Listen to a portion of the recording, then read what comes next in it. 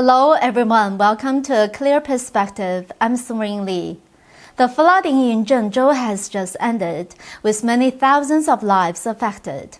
But who should be held accountable for the lousy government response? Personally, I do not expect that the Zhengzhou officials will be held accountable. One of the biggest characteristics of the Chinese Communist Party is their casual disregard for human life. But as soon as the curtain was lifted on this tragedy, which could have easily been prevented or at least minimized, there was an outcry for accountability among the public. But to everyone's dismay, these voices did not seek to hold officials accountable for their incompetence, but rather they began attacking foreign journalists and media for how they smeared and disinformed the public about the Zhengzhou tragedy. It must be said that this was far beyond anyone's imagination. Even a lot of media workers in China who have long been familiar with the government-controlled public opinion have been caught off guard. So much so that many have stated that they will abstain from covering the news relating to the flood. Today we will talk about this event, which has become the focus of the international community. We will also talk about a few events that have been triggered by the Tokyo Olympics. It might seem that each of these events are unrelated to each other, but they are in fact somehow linked. The bashing of foreign journalists involved two major media outlets, the BBC and Deutsche Welle.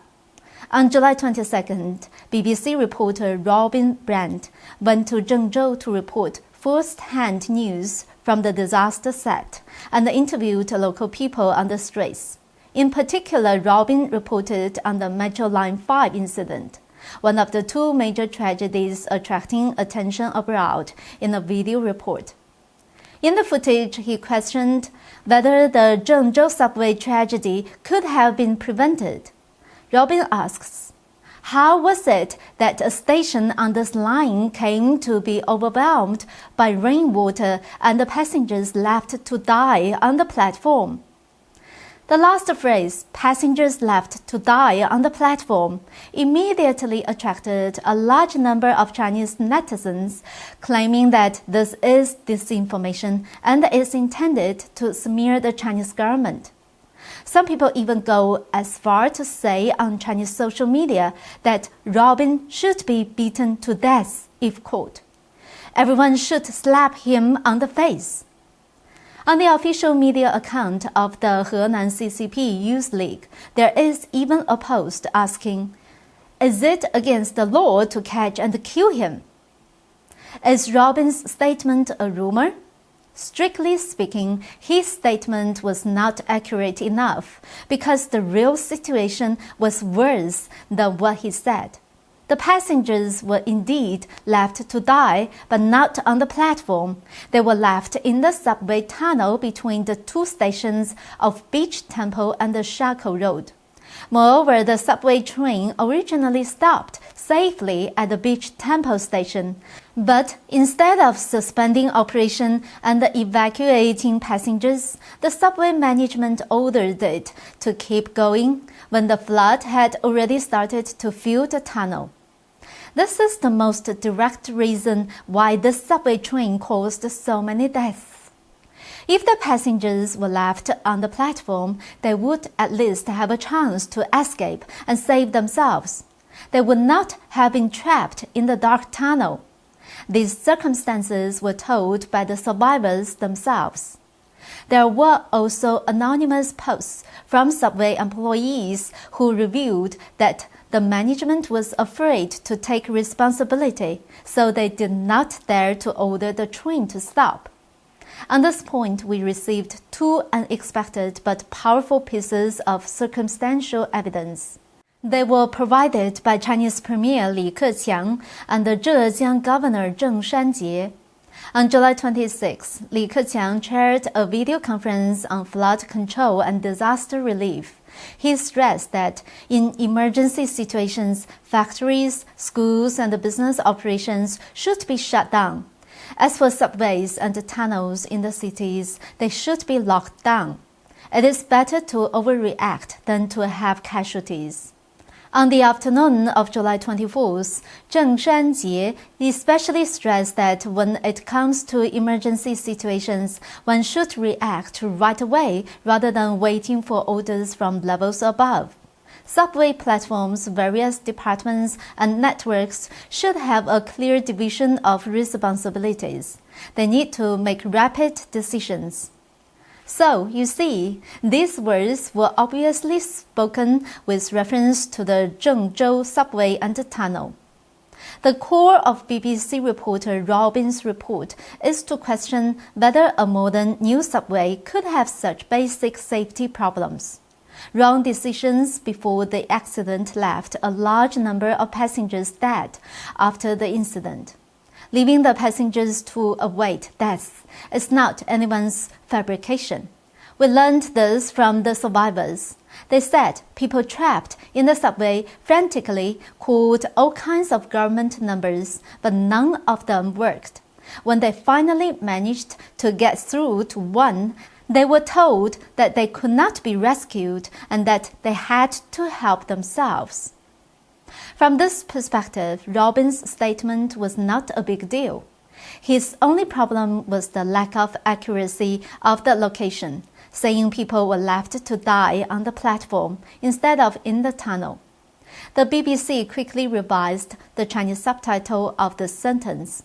Such a small mistake, and yet it was immediately spotted by the Henan Communist Youth League and some pro-communist social media accounts, labeling Robin's statement as disinformation and purposefully made to smear China's image. Seeing such a response from the CCP, it is not surprising that the German media Deutsche Welle reporter was confronted and almost beaten by a crowd of patriots on the streets of Zhengzhou. The video of the German reporter being harassed has been all over the internet. Many people believe that the crowd blocking and confronting the reporter were not regular citizens, but police officials, disguised as civilians who were sent there by the CCP. In fact, it does not matter whether these people were assigned or not. What is important is that the actions of these people have caused two major consequences. First, the harassment quickly turned into major media headlines, causing international media outlets in Zhengzhou to be suppressed. Second, domestic news outlets have publicly stated that they will stop reporting on the Zhengzhou flood and everything related to it. For Zhengzhou officials, this is actually a huge public relations disaster. Both the foreign and domestic media were offended. International media's interviews and photos about the Zhengzhou flood did not really receive much exposure until the video of the harassment was made public. Since then, the attention that the flooding of the Zhengzhou subway and the Jingguan tunnel has increased substantially. Ironically, the smearing of the CCP from the harassment video has been far greater than what the two foreign reporters had done. On July 24th, China's Hou Zhihui won a gold medal in the women's weightlifting at the Tokyo Olympics, China's second gold medal. However, surprisingly, the Reuters report on Hu caused an uproar simply because of the unnatural look on her face in the picture. The Chinese embassy in Sri Lanka tweeted, "Among all the photos of the games, Reuters has chosen this one, which only shows how ugly they are. Don't put politics and ideologies above sports and call yourself an unbiased media organization. Shameless." Then state-controlled media outlets Global Times, Guangming Online, and other major portals quickly followed, denouncing Reuters posting the photo of Hou lifting a barbell with a struggling face, which unfairly targeted China during their Tokyo 2020 Olympics coverage. However, people soon found out that China Daily, which is controlled by the propaganda department of the CCP, used the same kind of photo of Hou Zhihui with an even more ugly expression than the one used by Reuters. If we go by the party media's previous statement, big foreign media like the China Daily are even more shameless and shady than Reuters because they actually vilified their own patriots and the sports heroes as an inferior race. Isn't this selling out their own country?